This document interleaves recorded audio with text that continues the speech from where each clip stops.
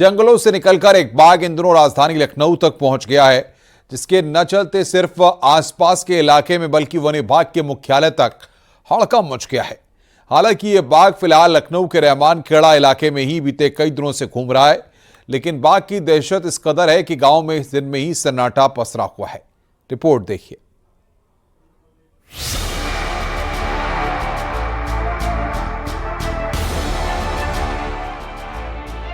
खूनी पंजे की दहशत इन दिनों घने जंगलों से निकलकर राजधानी लखनऊ तक पहुंच गई है। लखनऊ का रहमान खेड़ा इलाका आजकल इसी दहशत में है। सबसे पहले बाघ की दहाड़ दिसंबर के पहले हफ्ते में रहमान खेड़ा स्थित केंद्रीय उपोषण बागवानी संस्थान में ही सुनाई दी और फिर उसी बाघ के पदचिन्ह भी दिखाई दिए, जिससे फैली दहशत के बाद इसकी सूचना वन विभाग को दी गई तो पहले मौके पर पहुंची वन विभाग की टीम ने बाघ की मौजूदगी से इनकार कर दिया, लेकिन फिर आसपास के गांव में भी बाघ की चहलकदमी की वजह से स्थानीय लोगों की निगाह में ये बाघ एक बार फिर आया।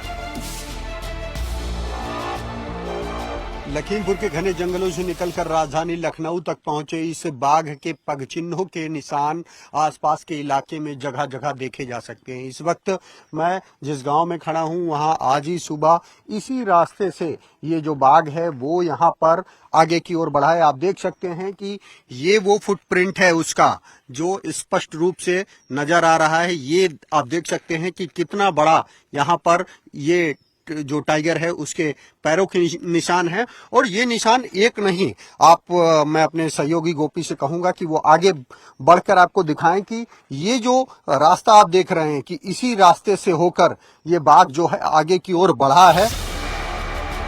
सूचना के बाद हड़कंप मच गया और जब वन विभाग ने रहमान खेड़ा संस्थान के आसपास कैमरे लगाए तो बीते शुक्रवार की सुबह इस भारी भरकम बाघ की तस्वीरें कैमरे में रिकॉर्ड हुई, जिसके बाद वन विभाग ने अपनी टीमों और बाघ विशेषज्ञ के साथ रहमान खेड़ा इलाके में डेरा डाल दिया है। ये 5-6 दिसंबर को ये सूचना आ रही थी, पगमार्क्स की चिन्हित किया गया तो ये कैट फैमिली का नजर आया। ये 12 दिसंबर को ये इसने नीलगाय पर थोड़ा सा अटैक किया था, तो उसके बाद ये कंफर्म हुआ कि ये टाइगर है और इसके हमने अभी कैमरा ट्रैप में भी इसको देखा हुआ है। और ये जो सूचना है कि इसकी पुष्टि नहीं की गई है कि कहाँ से आया है, बट मोस्ट प्रोबेबली ये सीतापुर लखीमपुर खीरी के माध्यम से यहाँ पर घुसा होगा। साल 2012 में भी इसी तरह का वाकया हुआ था, जब एक बाघ ने संस्थान को कई दिनों तक अपना डेरा बना रखा था और अब ठीक 12 साल बाद एक और बाघ ने अपनी मौजूदगी दर्ज कराई है। दहशत की तरह लगातार आसपास के इलाके में ये घूम रहा है, जिसे पकड़ने के लिए हर संभव कोशिश की जा रही है। देखिए, यहाँ पे पहले भी 2012 में बाघ का मूवमेंट रहा है। अगर इस टेरिटरी को आप देखेंगे, आप चारों तरफ देख रहे होंगे, काफी सुटेबल उसके लिए हैबिटेट है। यहाँ पे पूरी तरह से उसको ग्रासलैंड्स है, उसको अपना एक हैबिटेट प्रॉपर मिल रहा है। प्रे बेस उसके लिए काफी है। यहाँ पे नीलगाय की संख्या काफी है। जैसा डायरेक्टर के इस इंस्टीट्यूट के डायरेक्टर साहब ने बताया, लगभग 1000 के करीब यहाँ पे नीलगाय है, तो उसको प्रे बेस मिल रहा है, हैबिटेट है, वाटर भी उसको अवेलेबिलिटी है यहाँ पे, क्योंकि बगल में ही बहता नाला है, कुछ छोटे छोटे पॉन्ड्स भी बने हैं यहाँ पे, तो उसको प्रॉपर एक जो जंगल का पूरा माहौल है वो यहाँ पे है चीजें, तो चांसेस इसलिए इसके यहाँ पे आने के बहुत ज्यादा बने थे और इसलिए यहाँ पे वो स्पॉट किया गया है। रहमान खेड़ा में आतंक का पर्याय बन चुके इस बाघ का अक्सर स्थानीय लोगों से आमना सामना हो जाता है। गनीमत ये रही है अब तक कि उसने किसी भी इंसान पर हमला नहीं किया है, लेकिन बाघ के लगातार बढ़ती मूवमेंट से ये समझा जा सकता है कि वो आक्रामक होता जा रहा है। वही 4 बजे के आसपास फिर तब यही दिखा था, तब इधर ही चला गया था। क्या नाम है आपका? नंद किशोर यादव। नंद किशोर जी, जब आपने देखा तो टाइगर किधर से जा रहा था? टाइगर उधर से आ रहा था। अच्छा, आ रहा था। हाँ, उधर से आ रहा था, यहाँ पे ठहरा। जब मैं टार्च मारी और ठहरने के बाद फिर आराम से इधर चला गया। बाघ से बचने के लिए वन विभाग जगह जगह पोस्टर लगाकर एक तरफ गांव वालों से सुबह शाम अकेले घर से बाहर न निकलने की अपील कर रहा है, तो दूसरी तरफ बाघ की लोकेशन और पंजों के निशान मिलने पर अलर्ट हो रहा है। फिलहाल तो बाघ की दहशत इस कदर गूंज रही है कि गांव में दिन में भी सन्नाटा पसर जा रहा है। Bureau report, news 18।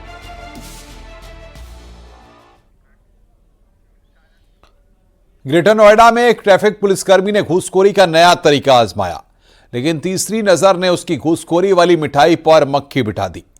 जांच के बाद एक्शन में ट्रैफिक पुलिसकर्मी नप गया। देखिए रिपोर्ट।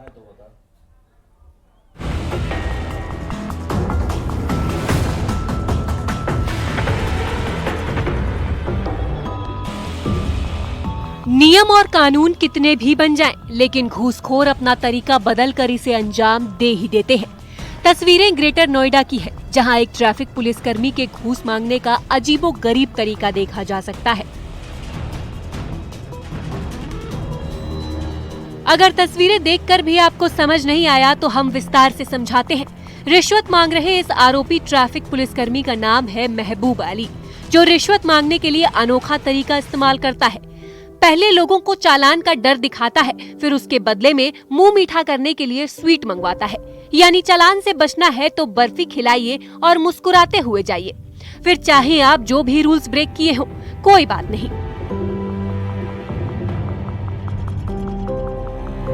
फिलहाल तो तस्वीरें कैमरे में कैद हो गई हैं और ग्रेटर नोएडा में घूसखोरी के आरोपी ट्रैफिक पुलिसकर्मी को सस्पेंड कर दिया गया है। वीडियो सामने आने के बाद डीसीपी ट्रैफिक ने जांच के आदेश दिए थे। ट्रैफिक इंस्पेक्टर की जांच रिपोर्ट के बाद हेड कांस्टेबल महबूब अली पर एक्शन हुआ है। 21/12/2024 को सोशल मीडिया के माध्यम से 2 वीडियो ट्रैफिक के मुख्य आरक्षी महबूब अली के संबंध में प्राप्त हुए, जिस वीडियोज में उन पर गंभीर प्रकृति के आरोप लगाए जा रहे हैं। इन आरोपों को प्रथम दृष्टया संज्ञान में लेते हुए महबूब अली को तत्काल प्रभाव से निलंबित कर दिया गया है तथा इसी संबंध में एक जांच एसीपी ट्रैफिक को दे दी गई है। आगे जांच में जिस भी प्रकार के तथ्य पाए जाएंगे उस आधार पर आगे कार्रवाई की जाएगी। घूसखोरी का ये अनोखा और एकदम अलग तरीका है, जिसमें चालान का डर दिखाकर मिठाई का शौकीन ट्रैफिक पुलिसकर्मी बर्फी मंगवा रहा है। लेकिन तीसरी नजर ने ये सब अपनी आंखों में कैद कर लिया और घूसखोरी की मिठाई को कसैला कर दिया। Bureau report, news 18। अफ्रीकी देश युगांडा में एक नए वायरस ने दस्तक दी है। इस वायरस से संक्रमित व्यक्ति का शरीर कांपने लगता है। इस बीमारी से प्रभावित मरीज ऐसे हिलता डुलता है जैसे वो कोई डांस कर रहा हो। या ये क्या है बीमारी, कौन हो रहा है इससे प्रभावित, आइए इस रिपोर्ट के जरिए हम आपको दिखाते हैं।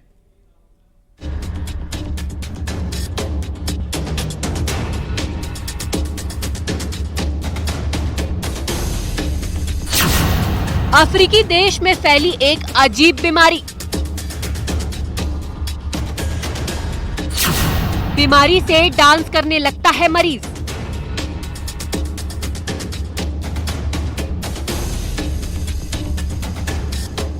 कोविड महामारी के बाद से दुनिया के कई देशों में एक के बाद एक नई महामारियां सामने आ रही हैं। अफ्रीकी देश युगांडा में एक नई बीमारी सामने आई है, जिससे अब तक 300 से ज्यादा लोग पीड़ित हो चुके हैं। इस बीमारी का नाम डिंगा डिंगा रखा गया है।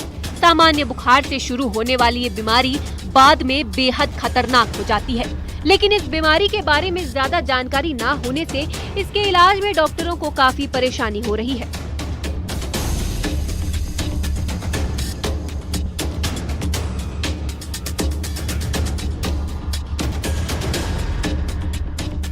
इस बीमारी के साथ एक अजीब समस्या है कि डिंगा डिंगा से पीड़ित लोगों का शरीर खतरनाक तरह से हिलता रहता है, जिसे देखकर ऐसा लगता है जैसे मानो मरीज लेटे लेटे डांस कर रहा है। वहीं इन मरीजों के लिए चलना तो बहुत ही मुश्किल हो जाता है, क्योंकि उनका अपने शरीर से नियंत्रण हट जाता है। यही वजह है कि कुछ एक्सपर्ट्स इस बीमारी की तुलना 1518 में फ्रांस के स्ट्रासबर्ग में फैले डांसिंग प्लेग से भी कर रहे हैं, जब इससे पीड़ित लोग बेचैनी में नाचते हुए मर जाते थे।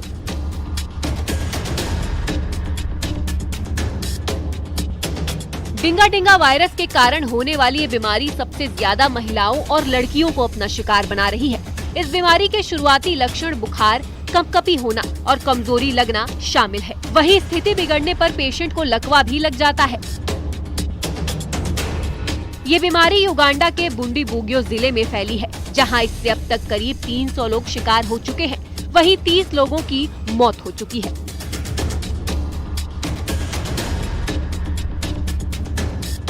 इसके अलावा एक और अफ्रीकी देश कांगो में भी एक नई बीमारी फैली है।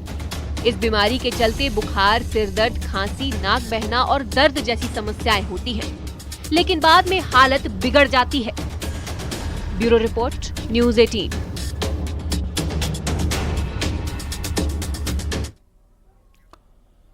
क्रिसमस और नए साल के जश्न के लिए चक्राता में तैयारी जोरों पर है, लेकिन पर्यटक स्थल चक्राता में इस बार नए साल का जश्न कुछ मीठा तो कुछ फीका रह सकता है।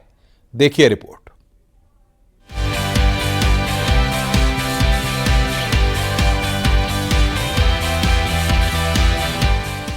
प्रकृति की गोद में बसे खूबसूरत पर्यटक स्थल चक्राता में देश भर के लोग यहाँ की खूबसूरती को निहारने पहुँचते हैं। क्रिसमस और नए साल के मौके पर चक्राता पर्यटकों से गुलजार रहता है। यही वजह है कि हर साल नवंबर और दिसंबर के महीने में यहाँ के सभी होटल पैक हो जाते हैं। लेकिन इस बार मामला थोड़ा उल्टा है। नए साल और क्रिसमस के मौके पर ना तो वीकेंड की छुट्टी पड़ रही है और ना ही अभी चक्राता में पर्यटकों के लिए मनचाही बर्फबारी नजर आ रही है। यही वजह है कि स्थानीय कारोबारियों के चेहरे पर अभी मायूसी और उम्मीद दोनों झलक रही है। तो जिस हिसाब से क्वारीज आनी चाहिए थी उस हिसाब से भी क्वारी नहीं आई है। सेकेंडली इस बार जैसे क्रिसमस भी ट्यूसडे का पड़ रहा है, वो शायद एक ड्रॉबैक रहेगा कि बहुत ज़्यादा भीड़ नहीं होगी। लेकिन जैसे सैटरडे संडे टूरिस्ट आता है, हर वीक आता है, उसी हिसाब से सैटरडे संडे का टूरिस्ट आ रहा है। लेकिन हमारे को उम्मीद तो है कि चलो नव वर्ष में जितने आसपास आज 200 से ऊपर होटल खुल चुके हैं, इन होटेलियर्स का बिजनेस बढ़े, सब लोगों को एक उम्मीद रहती है। अक्सर नए साल पर बर्फबारी की संभावना के चलते बड़ी संख्या में पर्यटक चक्राता आते हैं। कारोबारी बड़ी शिद्दत से अच्छी बर्फबारी होने का इंतजार कर रहे हैं। मौसम विभाग ने भी दिसंबर के लास्ट में पहाड़ों पर अच्छी बर्फबारी होने की आशंका जताई है। तो जो यहाँ के लोकल होटल और होम स्टे वाले लोग हैं, उनकी जो आमदनी है उसमें भी बढ़ोतरी देखने को मिलेगी। प्लस जो लोकल रोजगार है, जो होटल चलाते हैं और जिनका फूड स्टॉल ये सब है, उसमें भी उनको जो है टूरिस्ट की वजह से आमदनी में बढ़ोतरी देखने को मिलेगी। तो ये साल जो है पिछले साल के कंपेयर में काफ़ी अच्छा साल टूरिज्म पॉइंट ऑफ व्यू से रहने वाला है। चक्राता में आने वाला वीकेंड होटल और होम स्टे के लिए बहुत खुशखबरी लेकर आने वाला है। पिछले कई दिनों से मैं देख रहा हूँ कि होटल होम स्टे को लेकर काफ़ी क्वेरीज आ रही है। देखिए, आने वाला जो भविष्य चक्राता का, वो होटल और होम स्टे के व्यवसाय को लेकर बहुत अच्छा है और इसमें लोगों को रोजगार भी मिलेगा। नए साल के जश्न के लिए पुलिस महकमा भी मुस्तैद है। पर्यटक स्थल चक्राता में दाखिल होते ही आपको पुलिस हेल्प डेस्क भी नजर आएगा। इन हेल्प डेस्क पर तैनात पुलिसकर्मी पर्यटकों की हर संभव मदद के लिए 24 घंटे तैनात मिलेंगे। न्यू ईयर में देखा जाता है कुछ हुड़दंग करते हैं। इस हेतु हमारे द्वारा प्रतिदिन अभी से एक चेकिंग अभियान किया जा रहा है, जिसमें हम ड्रंकन ड्राइविंग, रैश ड्राइविंग आदि पे प्रतिदिन कार्रवाई कर रहे हैं। तो हमारे द्वारा एल्कोमीटर से चेकिंग की जा रही है और इसी क्रम में हमें अतिरिक्त फोर्स प्राप्त होगा। ऐसे में अब अगर मौसम ने साथ दिया तो नए साल के जश्न से पहले पहाड़ की ये चोटियां बर्फ से सफेद हो गई, तो यकीनन पर्यटक स्थल चक्राता नए साल के जश्न में पर्यटकों से गुलजार नजर आएगा। कुलदीप चौहान, न्यूज़ 18, चक्राता।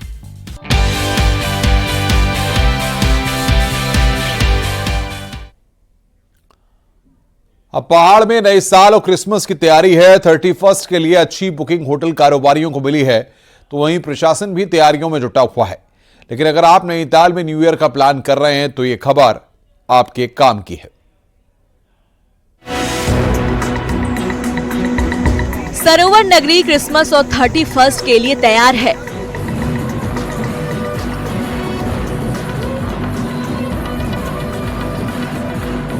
नैनीताल में पार्किंग पैक होने के बाद शहर में गाड़ियों की एंट्री बंद रहेगी, तो वहीं बाइकर्स को भी रूसी और नारायण नगर में अपनी बाइकें पार्क करनी होंगी। नैनीताल के साथ कैची धाम की आवाजाही भी भीड़ बढ़ने के साथ शटल सेवा से ही रहेंगी। हर बार प्लान बनता है रूसी बाईपास पर रोके जाने वाला और वहां से फिर स्मूथ शटल ऑपरेशंस करके अंदर आने वाला, उस तरह के प्लान्स ही रहेंगे। और अभी वर्तमान में क्योंकि चौड़ीकरण के काम भी चल रहे हैं, तो हमारा प्रयास है कि उससे पहले 1-2 जगह पर जो इम्पोर्टेंट जंक्शंस हैं उन कामों को हम लोग फिनिश कर लें। क्रिसमस से लेकर 31 तक अच्छी बुकिंग पर्यटन कारोबारियों को मिली है, तो पार्किंग की कमी अभी भी नैनीताल शहर में बन रहा है। वहीं देश भर के पर्यटकों की पहली पसंद के तौर पर नैनीताल होने के नाते शहर में व्यवस्थाओं को बनाने का संकट भी है। पिछले साल के हालात तो ये रहे हैं कि प्रशासन ने टूरिस्ट को दूसरी जगह भेजना शुरू किया था, जिससे नैनीताल के कारोबार पर सीधा असर पड़ा था। पिछले साल की तरह अगर प्रशासन गाड़ियों को डाइवर्ट करेगा उससे काफ़ी नुकसान हुआ था। अब आप जैसे देखिए ना, कालूडंगी कोई वो आता है अपनी गाड़ी लेके, तो प्रशासन ने उसे काठगोदाम डाइवर्ट कर दिया, काठगोदाम से उसे भीमताल डाइवर्ट कर दिया, भीमताल से उसे बाईपास कर दिया गया। इतने में जो वो है टूरिस्ट है वो परेशान हो जाता है। तो हमारा इतना ही कहना है प्रशासन से कि उन्हें कालाडूंगी से सीधे ऊपर आने देना चाहिए। वैसे काठगोदाम में खुद ही उसका काठगोदाम में इतना लोड है कि आप कालाडूंगी का भी लोड वहाँ डालेंगे तो जाम लगना आवश्यक है। तो इसलिए हम यही चाहते हैं कि प्रशासन इसको अच्छी तरह मैनेज करे। अगर आपको नैनीताल शहर में नए साल के जश्न को धूमधाम से मनाना है तो आप उन्हीं होटल की बुकिंग करें जिनमें पार्किंग की सुविधाएं हो, नहीं तो आपकी गाड़ी के लिए नैनीताल शहर में प्रवेश वर्जित हो जाएगा, जिससे जश्न से ज्यादा आपको परेशानियां झेलनी पड़ सकती है। न्यूज़ 18 के लिए नैनीताल से वीरेंद्र बिस्ट की रिपोर्ट।